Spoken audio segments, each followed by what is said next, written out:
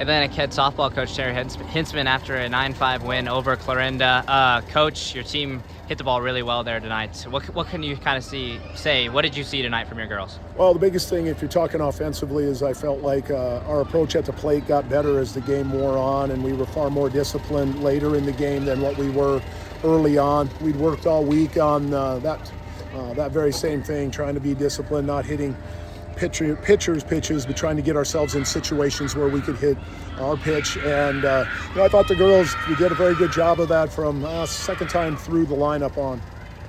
Zoe Kirchhoff also tonight had a great night in the circle. What can you kind of say about your defense tonight and her pitching tonight as well?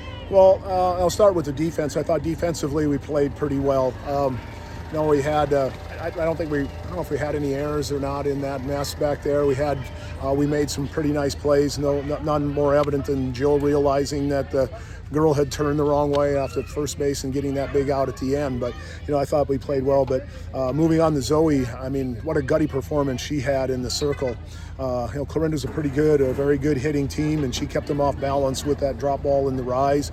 The pop-ups were a result of them swinging at balls out of the zone or nearly out of the zone on the high pitches. So the movement pitches that she had were working up and down, were working very, very well, and she was able to spot her fastball. So in all facets of the way she was pitching, I thought she did a great job. Plus, just it's hard to. You're down, then you have a lead, you're excited, you come back, you're down again. So just to be able to focus in on the next batter and the next out, I think she did a great job. 4 runs there in the top of the 5th, and then 5 in the top of the 7th. What can you kind of say about your team scoring runs in bunches here tonight? Well, I was a little worried about that at the beginning of the game because we got runners in scoring position and didn't get the big hit to be able to get them across. And we talked about that between innings, maybe the second or third inning there a little bit, about being more patient at the plate.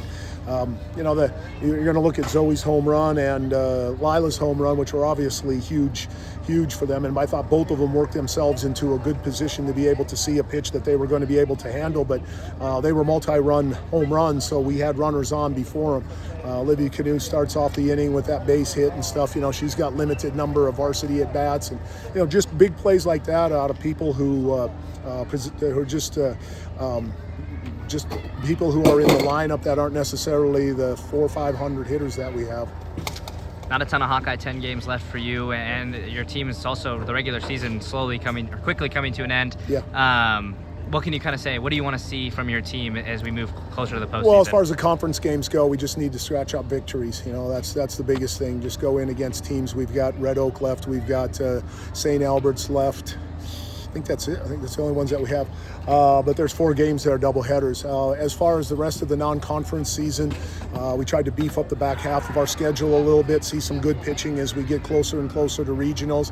We didn't really have that last year, and I think that came back to bite us when we came down here to Clarinda and had to play against a quality team with quality pitchers. So hopefully we can get some experience and and that taken care of on these last couple weeks of the season before the regionals begin. All right, well, thank you so much, Coach. Congratulations on the win. You bet. Thanks for being here.